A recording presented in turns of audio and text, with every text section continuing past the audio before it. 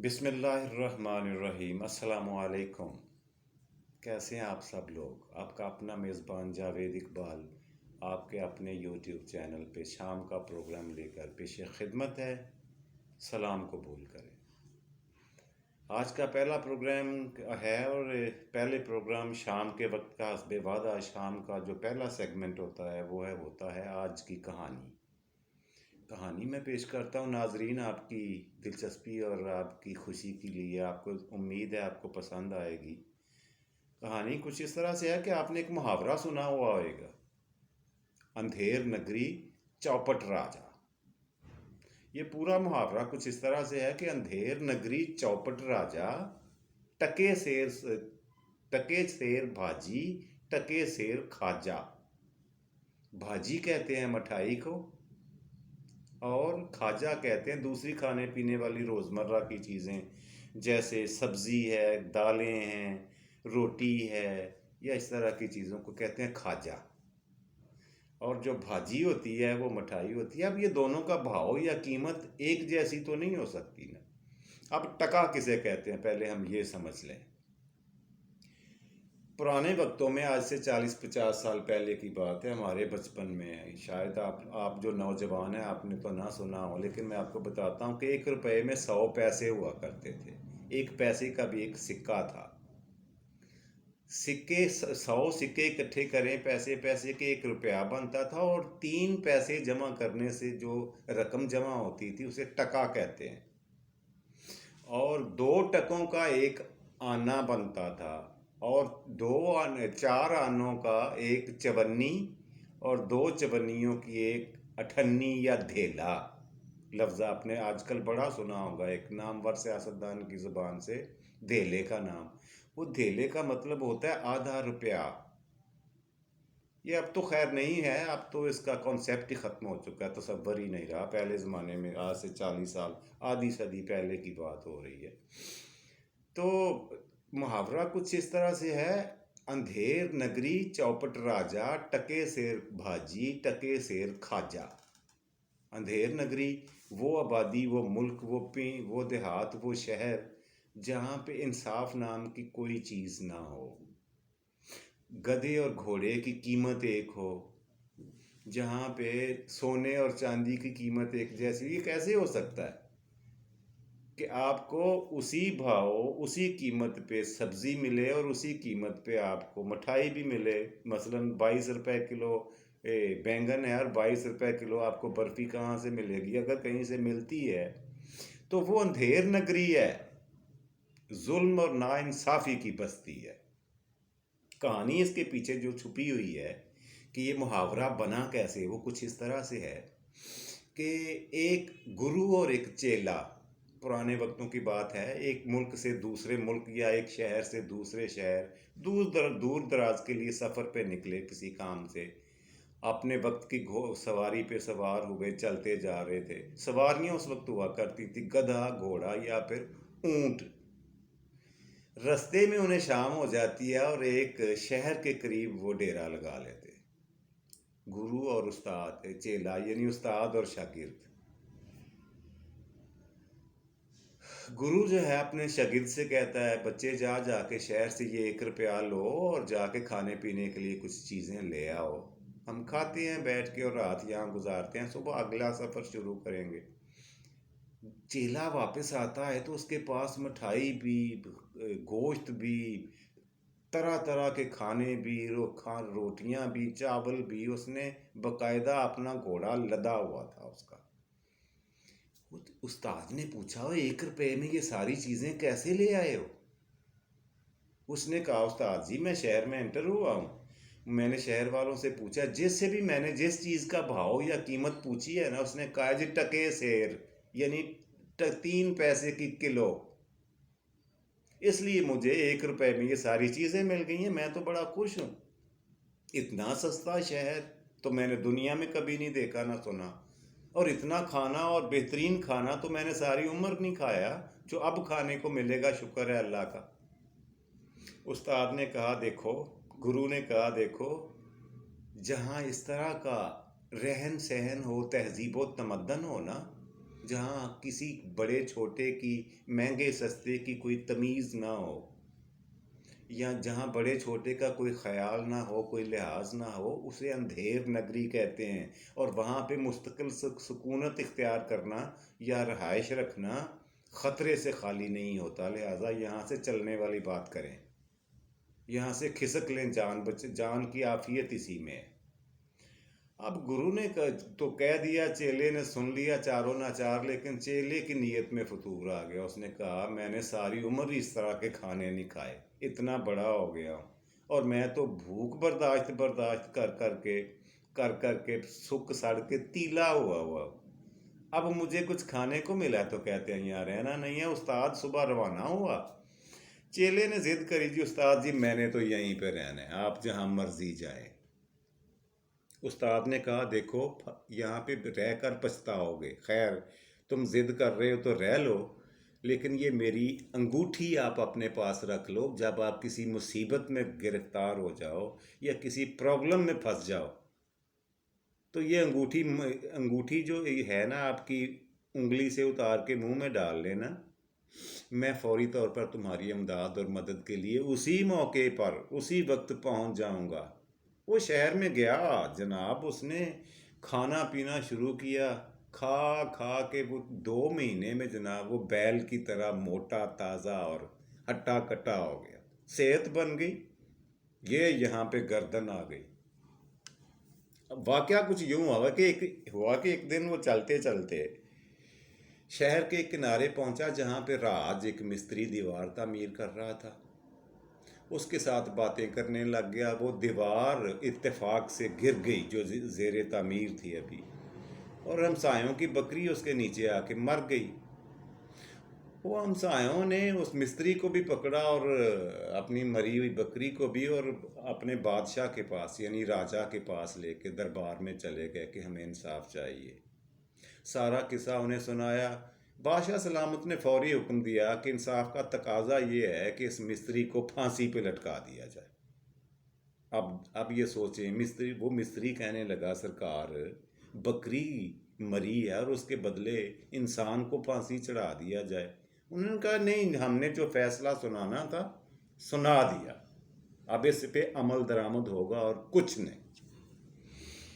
खैर, मिस्त्री ने कहा अपनी जान छुड़ाने के लिए, कहने लगा, हुजूर मैं जान की अमान पाऊँ तो कुछ अर्ज करूँ। बात यह है कि जो मेरा मज़दूर है ना, उसने मसाला ठीक नहीं बनाया, इसलिए दीवार गिरी है। राजा साहब ने कहा, छोड़ दो इसको, और वो मज़दूर को लेके आओ, उसको फांसी चढ़ाते हैं। मज़दूर को लेके आए।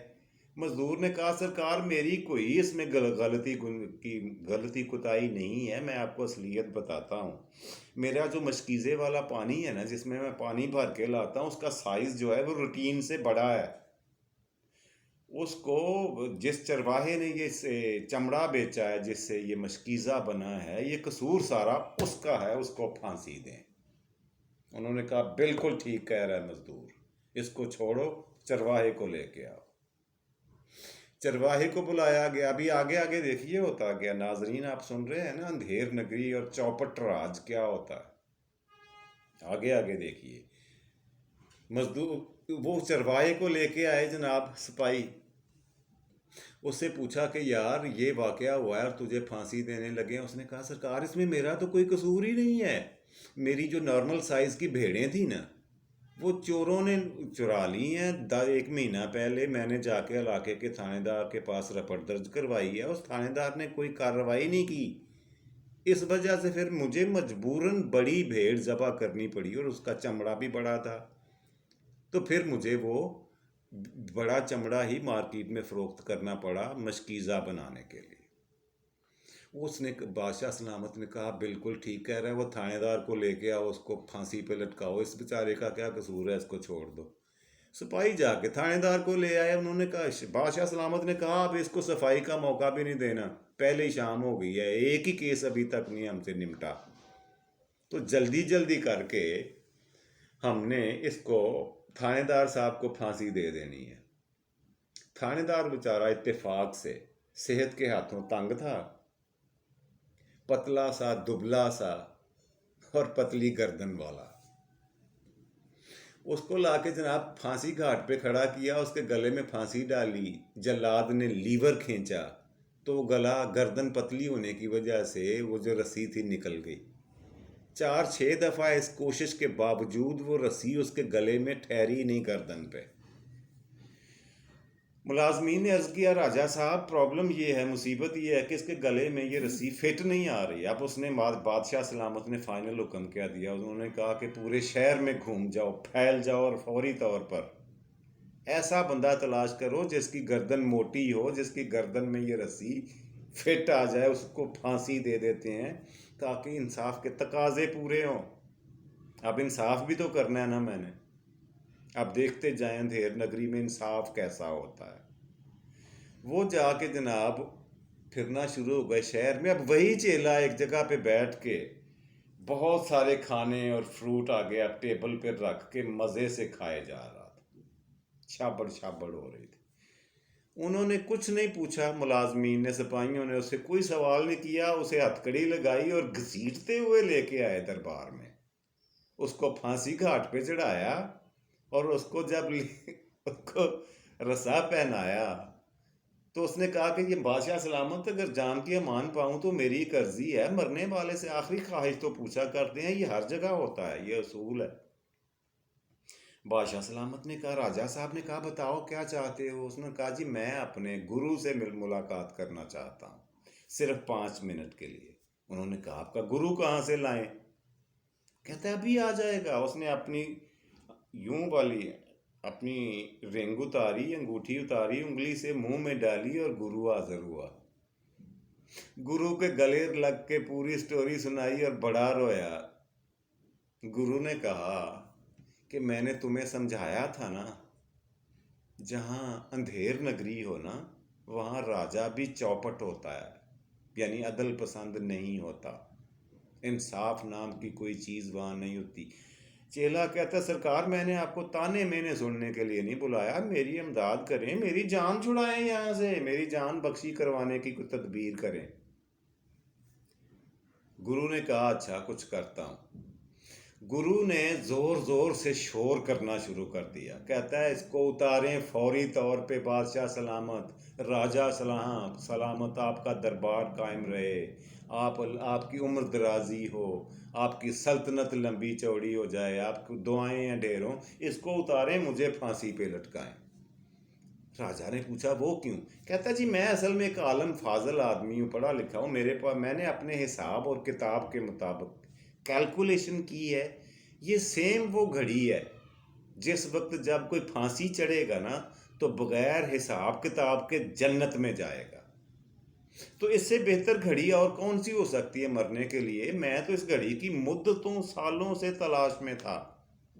अब राजा ने ना सोचा थोड़ी देर के लिए, बादशाह ने, उसने सोचा कि यार मैंने सारी उम्र बड़े गुनाह किए और वैसे भी अब बूढ़ा हो गया हूँ, पता नहीं कि मेरी बाकी उम्र कितनी है, थोड़ी सी रह गई होगी, मरना तो वैसे भी है, तो क्यों ना मैं बगैर हिसाब किताब के खुद जाऊं जन्नत में। उसने कहा नहीं, इसे भी हटाओ और उसे भी हटाओ, सब पीछे हटो, फांसी मुझे चढ़ाओ। दरबानों ने जनाब हैरत के साथ और मजबूरी के साथ बादशाह सलामत को फांसी घाट पे राजा साहब को खड़ा किया और लटका दिया। अब उसकी डेड बॉडी, लाश को लेके वो दफनाने पहनाने लग गए, उसको लेके लटाने लग गए अपनी परेशानी में।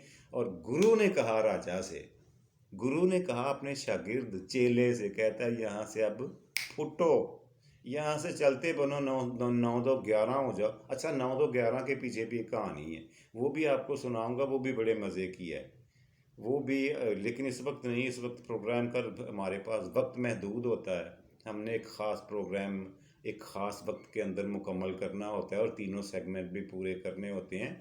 ये वो राजा जी अब वो वहाँ पे पड़ा रहा और गुरु अपने चेले को लेकर निकल गया वहाँ से। मतलब ये है कि जिस शहर में अंधेर नगरी हो ना वहाँ पे राजा यानी बादशाह यानी सरबरा ममलिकत शहर चौपट होता है, यानी जालिम होता है, यानी जाहिल होता है। तो तो ये थी आज की कहानी और उसके पीछे छुपा हुआ सबक। अब अगला सेगमेंट है जी हमारे पास शेर का। आज का शेर अर्ज़ किए देता हूँ, अपना मुंतखब किया हुआ, अपने इंतखाब का। उम्मीद है आपको पसंद आएगा, और अगर ना भी पसंद आए तो बर्दाश्त करें। शेर इस तरह से है। देखो तो दो हरफों से, देखो तो सिर्फ दो हरफों से बन जाता है दिल। देखो तो सिर्फ दो हरफों से बन जाता है दिल। समझो तो दो जहां के दर्द लिए बैठा है। ये आज का शेर था। आपके फीडबैक का इंतज़ार रहेगा। आखिरी सेगमेंट हम जल्दी से ख़त्म करने की कोशिश करता हूँ। मुझे इशारा हो रहा है प्रोग्राम ख़त्म करने का, टाइम ख़त्म होने वाला है।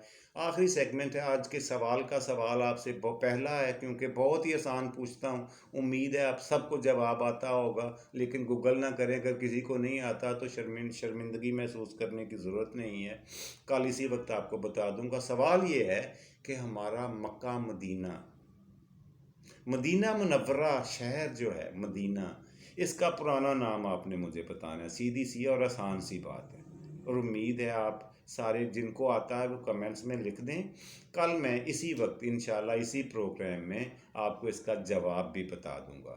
तो आज के प्रोग्राम के लिए इतना ही था। आज का प्रोग्राम यहीं पे ख़त्म करते हैं। अल्लाह सोना आपको आसानियाँ दे और आसानियाँ तकसीम करने की तौफीक दे।